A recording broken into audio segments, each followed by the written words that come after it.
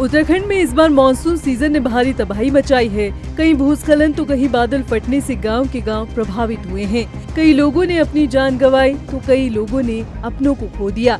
लगातार हो रही बारिश शासन प्रशासन के लिए चुनौती बनती दिख रही है। इस बार मानसून की बारिश ने प्रदेश में भयंकर तबाही मचाई है। आसमान से बरस रही इस आफत की बारिश ने न सिर्फ पहाड़, सड़कें और पुलों का हाल बेहाल किया है, बल्कि कई मासूम लोगों को अपनी जान गंवानी पड़ी है। आंकड़ों के लिहाज से अगर हम बात करें तो अगस्त महीने में बीते 10 साल का रिकॉर्ड टूटा। अगस्त में भारी बारिश का नया रिकॉर्ड दर्ज किया गया। 574 mm की रिकॉर्ड तोड़ बारिश दर्ज हुई। 1 अप्रैल से आज तक कुल 79 लोगों की मौत हुई।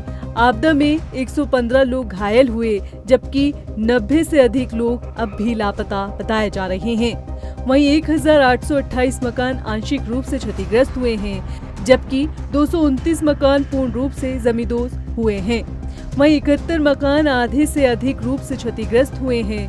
उत्तराखंड में मौसम विभाग ने कई जनपदों में भारी बारिश का ऑरेंज अलर्ट जारी किया है। मानसून में भारी बारिश के चलते हुई भारी तबाही ने लोगों की मुश्किलों को बढ़ा दिया है, जिसके चलते आपदा प्रबंधन विभाग की ओर से लगातार लोगों से सतर्क रहने की अपील की जा रही है। वहीं सूबे के मुख्यमंत्री पुष्कर सिंह धामी भी खुद लगातार अधिकारियों के संपर्क में हैं और सारे हालातों की ग्राउंड जीरो पर जाकर मॉनिटरिंग कर रहे हैं और आपदा पीड़ितों से मिलकर हर संभव मदद का आश्वासन दिया गया है। सीएम धामी ने केंद्र से प्रदेश को मदद मिलने की उम्मीद जताई है।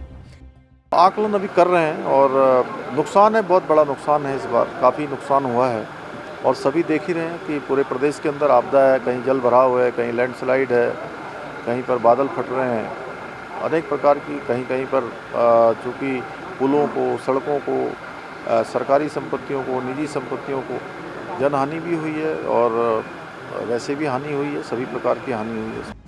आपदा प्रबंधन सचिव विनोद कुमार सुमन ने लोगों से ही अपील की है कि मौसम की सटीक जानकारी लेकर ही पहाड़ों का रुख करें। साथ ही अपनी सुरक्षा अपने मोबाइल पर सचेत ऐप डाउनलोड कर लें, जिससे कि समय रहते मौसम की सटीक जानकारी मिल सके। जो लोग पर्वतीय क्षेत्र में ट्रेवल करने वाले हैं उनको बहुत सावधानी बरते जाने की आवश्यकता है, कम से कम उस समय जिस समय बरसात हो रही हो, क्योंकि बरसात के समय पहाड़ी क्षेत्रों में पत्थर गिरने, मलबा आने का खतरा बना रहता है। इसके साथ साथ जो लो लाइंग एरिया हैं वहाँ पर जलभराव की संभावना भी बनी रहेगी। उसके लिए सभी जनपदों को डिटेल में इंस्ट्रक्शन जारी किए गए हैं और जनपदों द्वारा तैयारी की गई है जिससे उसके प्रभाव को कम किया जा सके। इसके साथ साथ जो हमारे मौसम का प्रेडिक्शन है उसके लिए बहुत आवश्यक है लोग अपने मोबाइल में सचेत ऐप डाउनलोड कर लें, ताकि किसी प्रकार से जब मौसम बहुत अधिक खराब होने की संभावना होगी, अतिवृष्टि की संभावना होगी, उनको अलर्ट समय से मिल जाएगा और वह अपने आप को, अपने परिजनों को, अपने फैमिलीजनों को बचा पाएंगे। वहीं इस आपदा में हुए नुकसान की अगर हम बात करें तो आपदा सचिव के मुताबिक अब तक 5000 करोड़ से अधिक के नुकसान का आकलन किया जा चुका है। इसके साथ ही जल्द ही केंद्र की एक टीम उत्तराखंड पहुंचेगी, जो पूरे नुकसान का आकलन तैयार कर अपनी रिपोर्ट तैयार करेगी। विभागों से सूची अभी प्राप्त हुई है, उसको कंपाइल कर रहे हैं। हम लोग अनुमान ये लगा रहे हैं कि 5000 करोड़ से ज़्यादा का कुल नुकसान हुआ है।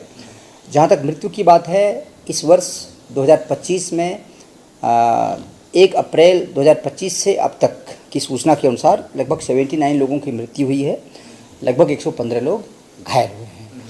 सार्वजनिक परिसंपत्तियों को लगभग 5000 करोड़ से ज़्यादा की क्षति हुई है। विभागवार ब्रेकअप हम बहुत जल्दी जारी कर रहे हैं। आसमान से बरस रही आफत की बारिश ने पिछले कई सालों के रिकॉर्ड तोड़ दिए हैं। आलम तो ये हो गया है कि प्रदेश में तमाम कोशिशों के बावजूद भी बारिश राज्य सरकार को सांस लेने की फुर्सत नहीं दे रही है। ऐसे में अब देखना होगा कि शासन प्रशासन की कड़ी मशक्कत और मेहनत के बाद आखिर कब जाकर लोगों को राहत मिल सकेगी।